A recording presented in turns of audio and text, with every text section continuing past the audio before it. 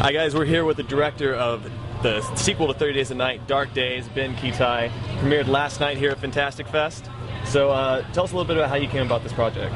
Well, I had been working with Ghost House Pictures for quite some time, with Sam Raimi and Rob Tapert's horror film company. And I was lucky enough to get the opportunity to work on a web series that had to do with the 30 Days of Night universe. It was called 30 Days of Night, Dust to Dust, and it was something that I got to direct for them. And basically from that, you know, I think it showed that I had a good grasp on the universe, and I developed a good working relationship with Steve Niles, and so it just turned into kind of a natural step into me writing the sequel to the feature with Steve, and then that led to the directing as well. So you did this web series, and you've done the movie. Is there going to be a continuation of just kind of, I mean, there's a long series of stories in the comic book. There's a lot, yeah. Yeah, so I mean, is there any plans on continuing that? No plans yet. No plans yet. I think they want to, you know, wait and see how the DVD does, right, and what kind of shelf life it has before we rush into anything. But there's definitely, I mean, Niles and I have talked endlessly about the possibilities of doing a Return to Barrow, or right, you know, even something from the books, or the novels themselves. But yeah, I think it would be awesome. Yeah. How did you initially come about the material? Because actually, when Dark Days came out, Dark Days was the first comic book that I had read in years, actually, and that got me back into comic books. Me too, kind of, actually. I kind of like strayed away from comic books and graphic novels for a while there, and that's, it was actually, I had been working at Ghost House Pictures just as an intern, actually, when I first started there, and it was the first thing they gave me to read when they had first optioned the property. This was like 6 years ago, and cool, you know, it's like a comic. You know, I used to read comics, and then I really just like sparked to it. It was just the imagery, Temple Smith's artwork, and the characters that Niles created. Just like, it really blew me away. So I think it was kind of fate that I was hooked into it from there. And how involved were Niles and Temple Smith in this sequel?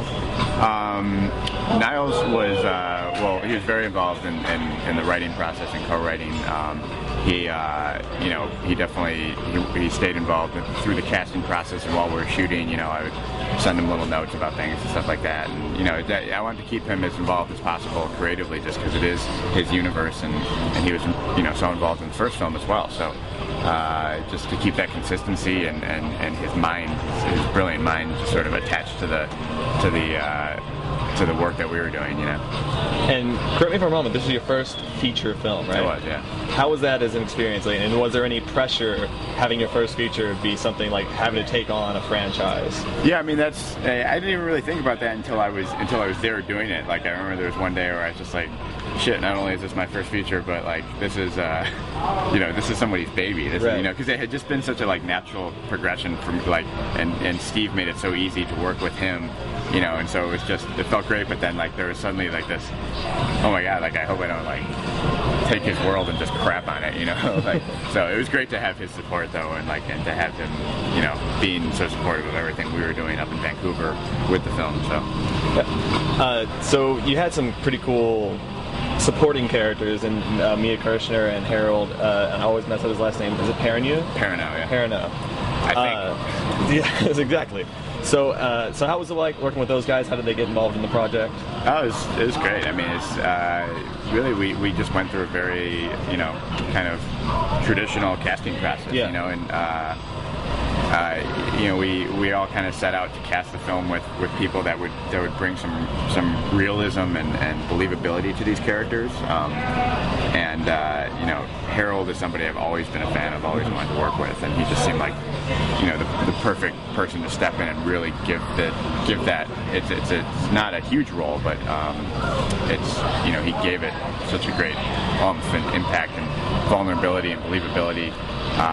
You know, Mia Kirshner, I think there was nobody else that we really, you know, once the script was done, and while I was writing the script, she was kind of who I had in mind the whole time to play Lilith. There was really nobody else, and it was awesome that she was drawn to the material and wanted to to do it. So that was So you got a big reaction with a lot of the gore moments at the screening last night. How much thought went into each kill, and like how big is that? You know, when you're doing a horror movie, Right, like how right. much thought goes into those kills? And Well, I don't want to say too much thought, but it is kind of what people rent the DVD for, and you want to really capitalize and make that satisfying for the horror fans. So it's like constructing any other scene in the movie. You know, it's okay. This is a little more genre now. Like we are going to construct this as a scene with tension and a kill, and there's all these really great talented people up in Vancouver who are helping bring that to life, and it really sort of made it just another step in the process. Okay, so the movie is coming out soon on DVD, correct? Yeah. What are the details, and when can people expect to see it? Or it's going to be on the shelves October 5th, I think in most all retail stores. Okay. That sell DVDs, at least. Yeah. You're not going to find it at like the Gap. Could be an interesting promotional campaign. Yeah, seriously.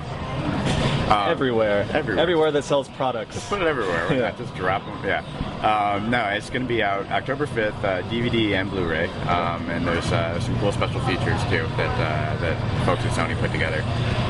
Hey guys, we're here with Kiele Sanchez, the director. I'm the director. The director of 30 Days a Night, Dark Days. Wish. Yeah. Let's just say I am. It's so much cooler. Yeah. I mean, it's the thing to do. Is work your way up, be director. Exactly. Whatever. So screw Ben Ketai, who we just talked to. She's actually behind the scenes. I'm the running real. everything. Yeah.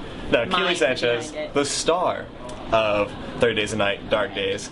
So, how did you come about this product? I heard that you were actually in the runnings for the original. So was this kind of like a cool thing to come back? It was fate. Yeah. I feel like I was destined to play Stella because when do a role that you lose out on ever come back and you get to do it? That's crazy. That's crazy talk. Yeah. But that actually happened. So it was kismet. It was fantastic.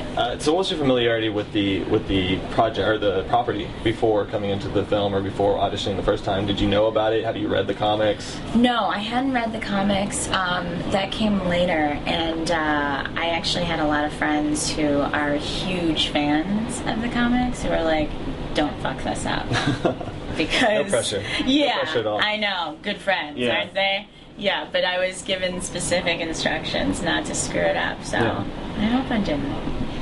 I don't know. Because then they might, You're just going to get lynched when you go back? Yeah, or have no friends. Was this the first public screening of the film? Yeah. How was that? How was that experiencing that in the Draft House and the Fantastic Fest? Okay, the whole thing? First of all, what's fantastic is being able to drink at the Draft House and watch a movie. Yeah. We kind of actually, Dior and I made it a drinking game, so anytime somebody gasped or there was something uncomfortable for us, or we were like, we would just drink. I can't imagine what would have been uncomfortable. I don't while know watching the movie. what for me in particular, what would be so uncomfortable. It's not coming to mind. No, nothing comes to mind. But yeah, is this your first time to Austin, to the Draft House and the whole thing? No, this is my second time to Austin.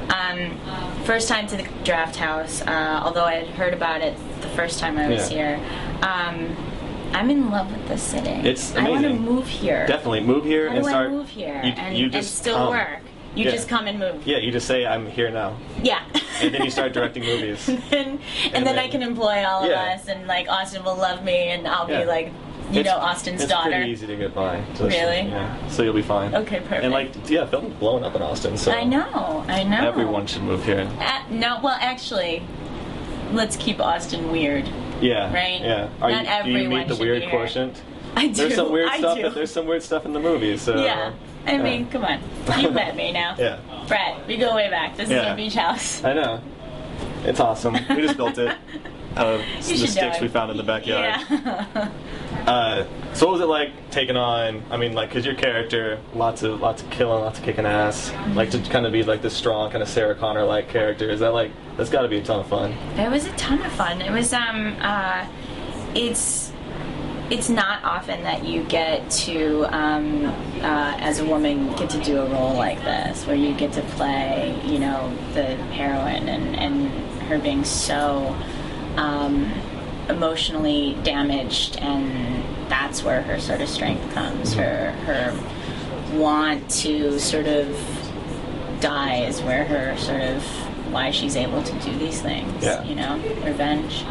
Having fun. You were reteamed with a fellow kind of lost alum with Harold. Yeah. Could you tell everybody what the hell happened in that show? Why, yes, I can. Just explain it to everybody. Just real quick. Well, Lost is about. No, I can't. What I happened don't was know. there's these vampires who got Right. they were headed to Alaska. This is actually this. It's all tied together. Yeah, 30 Days It's of way Night, more Darker intricate Days. than you ever even thought. It's so much deeper than you could possibly imagine. All of our other movies and projects all feed into the mystery. Actually, of Lost. every bit of fiction that's ever been written ties into Lost. I don't know if people know that. No. But I'm glad you got that. Oh, I've got it figured out. Yeah. we have our shit down at Geekscape. Perfect. Yeah. All right. Thank you so much for talking with us. Thank you so much. When does the movie come out? October 5th. Awesome. It comes out in like a Blu-ray, DVD, double your fun set.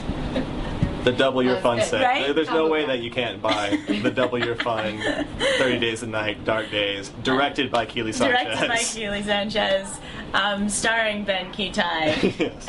in his first motion picture. He's fantastic. Fantastic.